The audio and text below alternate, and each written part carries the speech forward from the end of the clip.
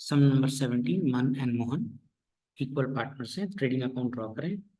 इस समय हमें प्रॉफिट लॉस अप्रोप्रिएशन नहीं बनाना है क्योंकि पार्टनर्स रिलेटेड कोई एडजस्टमेंट्स नहीं है। ट्रेडिंग अकाउंट 10 to 12 लाइन्स, फिर खाली छोड़िए पेज।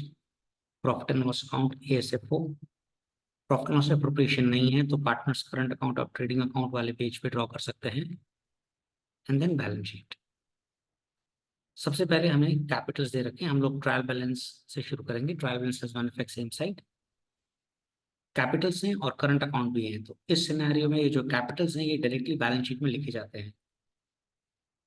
तो बैलेंस शीट में कैपिटल्स के नीचे मन 2,80,000, मोहन 2,20,000, 5 लाख बाहर। फिर हमें ड्राइंग्स का बैलेंस दे रखा है। डेबिट बैलेंस ड्राइंग्स का होता है। पार्टनर्स करंट अकाउंट में एक लाइन छोड़ के 2 ड्राइंग्स, मन एंड मोहन। फिर परचेजेस एंड सेल्स दे रखी है, तो ये परचेजेस है और 1,20,000 सेल्स है। दोनों ट्रेडिंग अकाउंट में आते हैं। करेक्ट। बाय सेल्स 1,20,000 अंदर लिखे, परचेजेस एक लाइन छोड़ के लिखे। एडवर्टाइजमेंट एक्सपेंस सेलिंग एक्सपेंस है, तो प्रॉफिट एंड लॉस अकाउंट में सेलिंग एक्सपेंसेस में एडवर्टाइजमेंट एक्सपेंसेस बाहर लिखें क्योंकि एडजस्टमेंट नहीं है। कैरेज आउटवर्ड भी सेलिंग एक्सपेंस है। Carriage outward 850। मशीन ऑफिस, फिर हमने मशीन परचेज भी की है, राइट। तो दोनों ऐड कर दो। Machines non current assets, new purchase भी ऐड कर दो और 1,90,000 लिख लो। एडजस्टमेंट है इसलिए मैंने अंदर लिखा। बिल्डिंग 2,50,000, बिल्डिंग पर भी एडजस्टमेंट है, डेप्रिसिएशन है 10%, तो बिल्डिंग भी अंदर लिखो। बिल्डिंग है 2,50,000, building 2,50,000। Office salary administration expenses adjustment नहीं है, सीधा बाहर लिख सकते हैं। कस्टमर्स एंड सप्लायर्स, तो ये हमारे डेटर है और ये हमारे क्रेडिटर है। Debtor current assets, creditors current liability. तो सप्लायर्स 35,000, राइट। डेटर्स 25,000।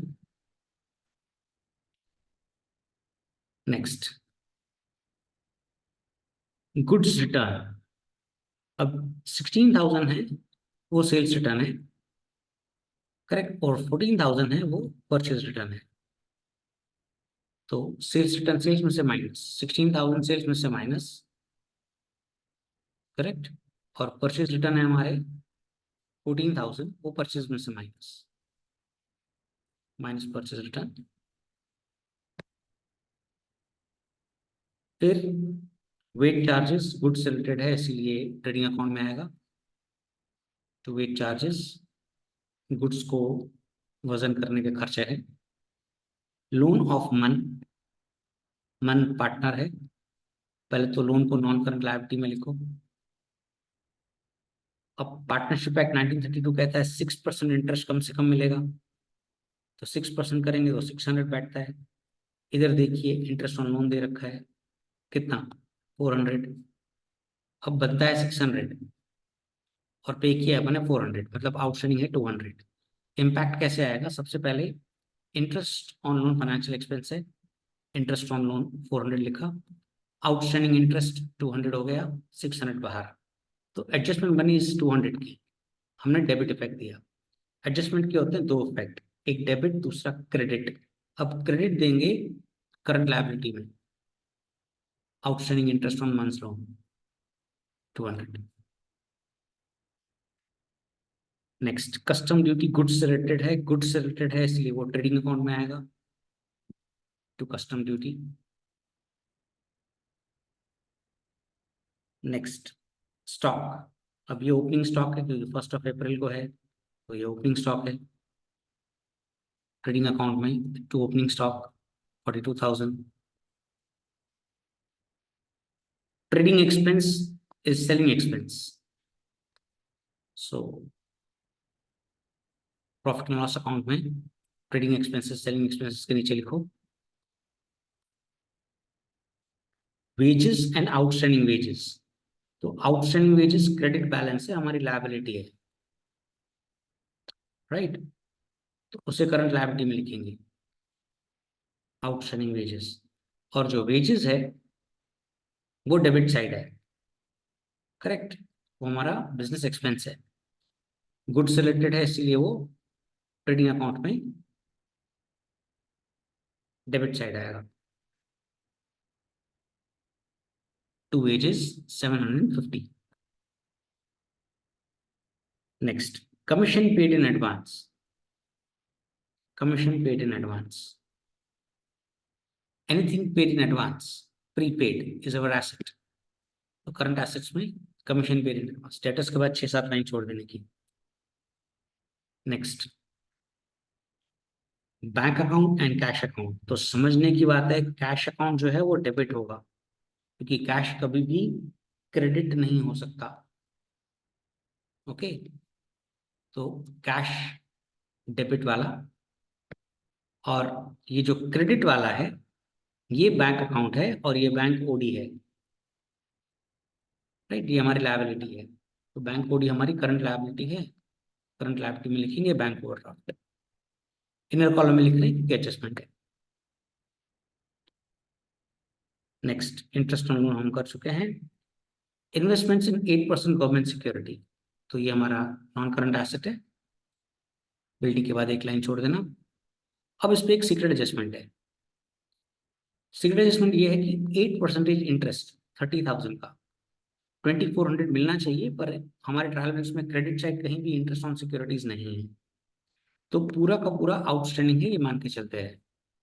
तो इनकम दिखा देंगे interest on investments 2400, credit effect दूसरा आना चाहिए डेबिट इफेक्ट। ये मेरा करंट एसेट है, तो आउटस्टैंडिंग इंटरेस्ट ऑन सिक्योरिटीज 2400 लिखो, या इंटरेस्ट रिसीवेबल लिखो तो भी चलता है। अब करंट अकाउंट का बैलेंस मन और मोहन, एक का डेबिट है एक का क्रेडिट है, तो डेबिट वाले का डेबिट साइड लिखने का, मन का डेबिट है मोहन का क्रेडिट है, राइट। अब हमने ट्रायल बैलेंस कंप्लीट कर लिया, एडजस्टमेंट पे जाते हैं। क्लोजिंग स्टॉक 80,000 है, मार्केट वैल्यू इज 10% मोर, तो मोर तो कंसिडर करते ही नहीं है।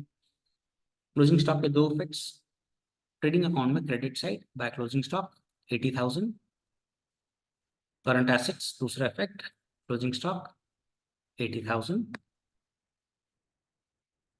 Provide 10% depreciation on machine, machine में से माइनस, मशीन की वैल्यू कम हो जाती है, तो 19,000, 1,71,000 बाहर, एसेट में से माइनस किया, मतलब क्रेडिट इफेक्ट दिया, 19,000 का क्रेडिट इफेक्ट दिया। अब आना चाहिए डेबिट इफेक्ट, अदर एक्सपेंसेस में टू डिप्रिसिएशन ऑन मशीन 19,000, फिर बिल्डिंग पर भी डिप्रिसिएशन है 10%। अच्छा, मशीन पे अपन ने कैलकुलेट टोटल पे इसीलिए किया क्योंकि ये न्यू मशीन भी कोइंसिडेंटली 1 अप्रैल को खरीदी हुई है, और हमारा 1 अप्रैल को ही साल शुरू हो रहा है। मान लीजिए अगर ये 110 को होता तो 1,50,000 पे पूरे साल का निकलता, और 40,000 पे 6 महीने का निकलता। यहाँ पर इसीलिए अपन ने 19,000 फटाक से ले लिया, है ना। चलो, अब 10% यहाँ पे 25,000, 2,25,000, 25,000 माइनस किया एसेट में से क्रेडिट इफेक्ट। एडजस्टमेंट के इफेक्ट होते हैं दो, ये क्रेडिट दूसरा debit, to depreciation on building 25,000। अब ये इस सम की मोस्ट इंपॉर्टेंट पॉइंट है, और यही पॉइंट के लिए अपन सम कर रहे हैं, समझो। Debtor of 10,000 became insolvent, 50% amount will be received as per the instruction of the receiver, मतलब कोर्ट ने बोला है कि 50% कंफर्म मिलेगा। 10,000 का डेटर है, वो इंसॉल्वेंट हो गया, तो इंसॉल्वेंट हो जाता है तो ऑफिशियल रिसीवर अपॉइंट होता है, आपने पढ़ा होगा एसपीसीसी अगर होगा तो वो डिसाइड करता है, तो 50% हमें मिलेगा, 5,000 रुपये मिलेंगे, यानी 5,000 नहीं मिलेंगे। अब ध्यान रहे हमारे डेटर्स हैं 25,000 के, अब इस पॉइंट से पहले हमें अगर डेटर से रिलेटेड और कोई एडजस्टमेंट है तो पहले वो करनी पड़ती है। अब ये रूल है, जानबूझ के इसमें एडजस्टमेंट नंबर 5 जो देखो, जो सेल्स रिटर्न यानी डेटर से रिलेटेड है, वो उसने पॉइंट नंबर 5 में दी है। मतलब थर्ड एडजस्टमेंट अगर आपने कर ली फिर 5 पे जाओगे तो थर्ड एडजस्टमेंट पूरी रॉन्ग मिलेगी। तो पहले अब हम फिफ्थ एडजस्टमेंट करते हैं। बोलता है 2000 के goods missed out to record in sales return book, मतलब सेल्स रिटर्न हुई है पर हमने रिकॉर्ड नहीं की है। तो सेल्स रिटर्न मतलब सेल्स में से माइनस करिए। अब सेल्स में से minus unrecorded sales return, credit side से माइनस किया, डेबिट इफेक्ट। अच्छा, जो चीज सेल में से माइनस वो चीज डेटर में से भी माइनस। 11th स्टैंडर्ड में सीखा था, sales are linked with the debtors. तो बचा 23,000। तो अब एक पॉइंट ध्यान रखिए आपने कि थर्ड एडजस्टमेंट से पहले आपने फिफ्थ एडजस्टमेंट करी। अब थर्ड एडजस्टमेंट पे आते हैं। अब थर्ड एडजस्टमेंट में लिखा हुआ है 10,000 का डेटर इंस्टॉलमेंट हो गया, 50% मिलेगा। अब हमारे डेटर्स, करंट हमारे डेटर्स कितने हैं? 23,000 के। अब मैं एक वर्किंग कर रहा हूँ, ये आप ट्रेडिंग अकाउंट वाला पेज खाली पड़ा है, उसमें आप नोट कर ले कि टोटल डेटर हमारे 23,000 के हैं, जिसमें से ये कोर्ट वाला डेटर है जिस जो इंस्टॉलमेंट हो गया है। तो बाकी दूसरे डेटर्स जो हैं वो 13,000 के होंगे, क्योंकि 23,000 में से अगर ये 10 है तो ये डिफरेंस आया होगा 13। अब कोर्ट ने बोला कि 50% मिलेगा, मतलब 5,000 नहीं मिलेगा, ये कंफर्म है। तो इसको कहते हैं bad debts new.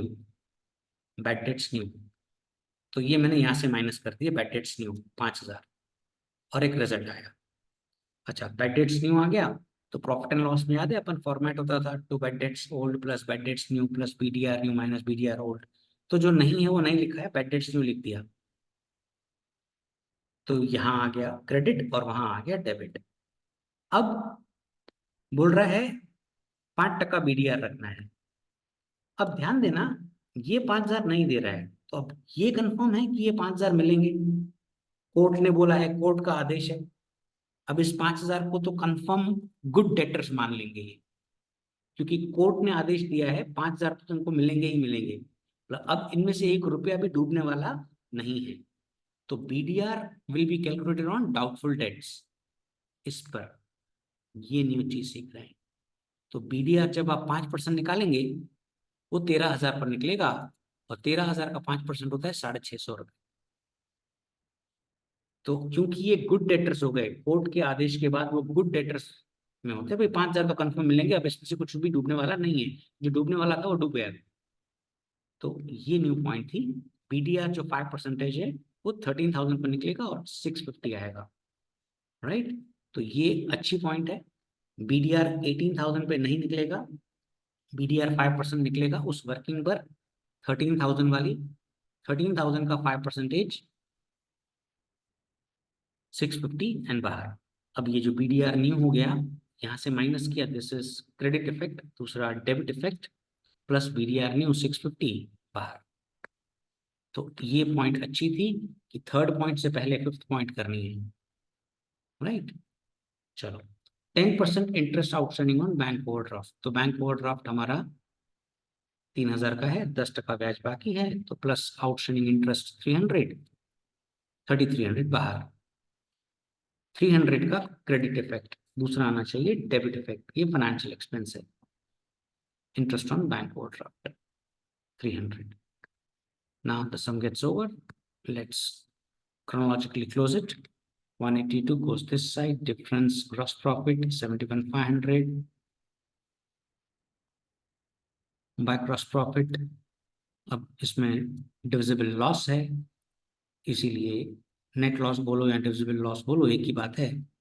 800। now their profit and loss ratio is 1:1, so equal partners, 400 400। this will be transferred to current account, ये क्रेडिट, दूसरा डेबिट, करंट अकाउंट में debit side, to divisible loss 400, total करें goes this side, difference by balance CD. अब ये है credit, तो दूसरा आना चाहिए डेबिट, यानी करंट एसेट्स में, मंथ्स करंट अकाउंट। अब मोहन का क्लोज करेंगे तो 12,000 goes this side, difference to balance CD 7,100, this is debit, another should be credit. Capitals में लिखेंगे Mohan's current account 7,100, and when you will tally, your balance sheet will tally with 5,58,200 on both sides. Wish you good luck.